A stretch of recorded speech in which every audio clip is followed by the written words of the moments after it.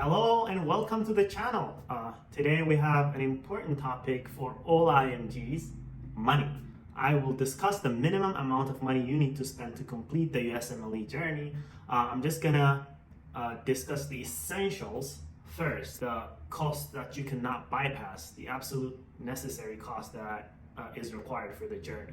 In case you didn't know, I matched into residency in 2022 and I spent the minimum amount of money possible. I remember a couple of years ago, when I started my journey, my main concern was I did not have enough money. How am I gonna pay for the exams? That was like the biggest concern that I had, and you might be sitting there having the same concerns. That's why I made this video.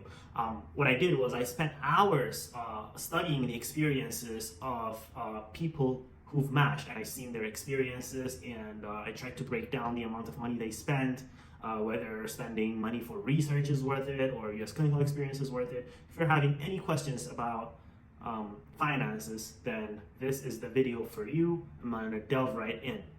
So I'm gonna first start with the most important requirements for the USMLE journey, and then bonus tips at the end. If you stay till the end of the video, then I'm gonna discuss some of the additional fees that could be paid to enhance your application. Fees that are not essential, but will enhance your application if you pay for them. Let's say you're fresh off, you've just graduated, or you've just heard about the USMLE and you're in med school and you wanted to register for the USMLE and you wanted to know the cost.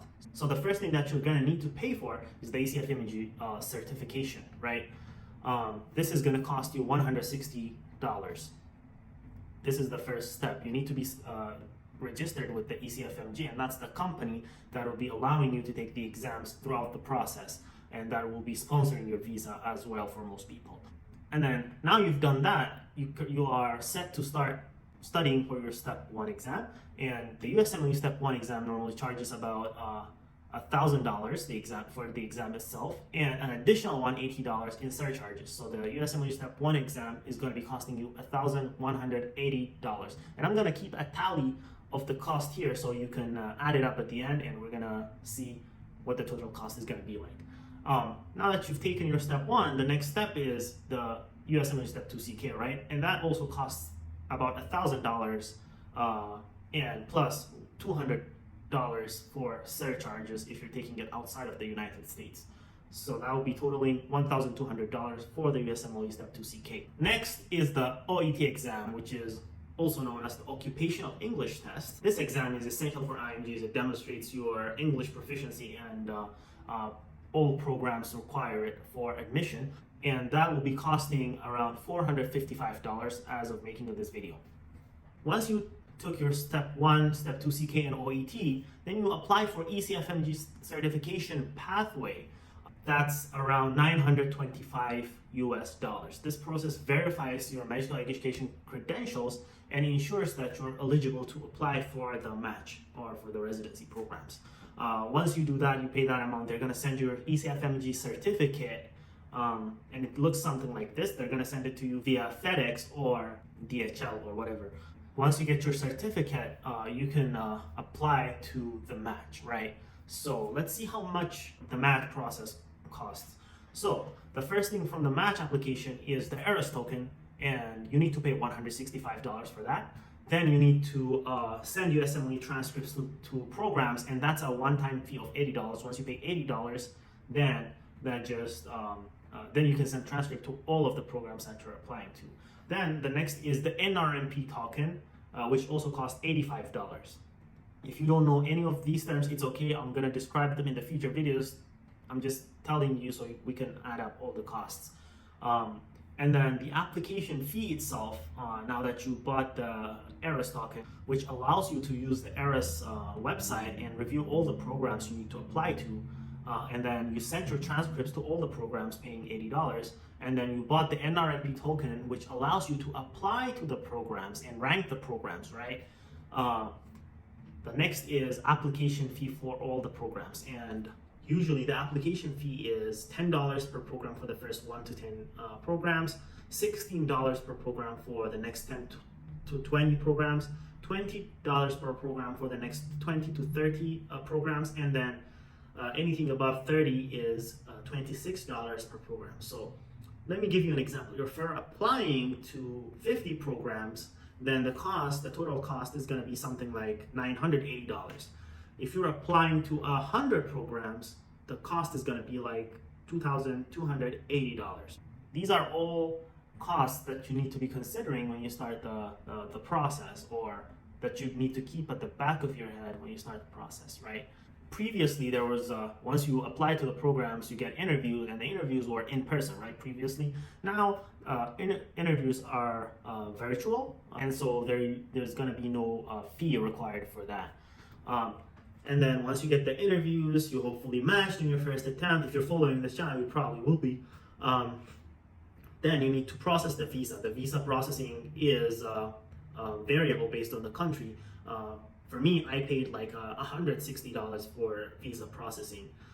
That brings it to a total of, drum roll please, $6,690 for 100 programs if you're applying to 100 programs, and $5,390 if you're applying to just 50 programs. Mind you, this does not include accommodation and travel fees. For example, if you are taking the exam in a different country and you have to travel for that, you need to add the travel fees and accommodation to a hotel for a night or two when you're taking the exam, right? And that usually totals to about like $1,000 US. So whatever it is, if you're applying 100 programs, you get the total of $6,690, right? It could be plus or $1,000 US, which brings it to a total of $7,690. But if you don't have to travel to Prometric, then the total cost would be $6,690, right? I mean, I get it.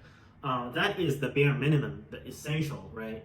And people ask me, is it worth it? I definitely think that it's worth it. I'm pretty sure if I spent my money on a different investment, say I bought a real estate or a land, I would probably appreciate it in value, but investing in myself, I would say, is has much more return on investment, because now I have the earning potential to make that money in a couple of months, right? Yeah, while in residency, mind you. So I definitely think that it's worth it. If you're contemplating on starting the process, definitely go for it. Now, I promised you at the start of this video that there would be bonus points for additional fee that could potentially make your application stronger. And some of these things I would highly encourage you do, especially if you have the money, right? So one of the things is you need resources to study for the USMLE exams.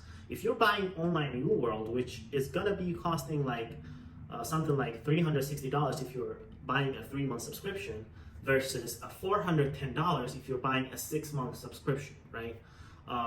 That's one of the things, and that is for each of the exams. Another thing is, a lot of people use personal statement editing and CV editing services. I highly recommend it personally as well, because nowadays the application process is getting more and more competitive. People are using those services and creating an unfair advantage to themselves. So in order to level the playing fields for yourself, I feel like this is essential as well. And it usually doesn't cost more than $300 to $500 US for both CV and personal statement editing.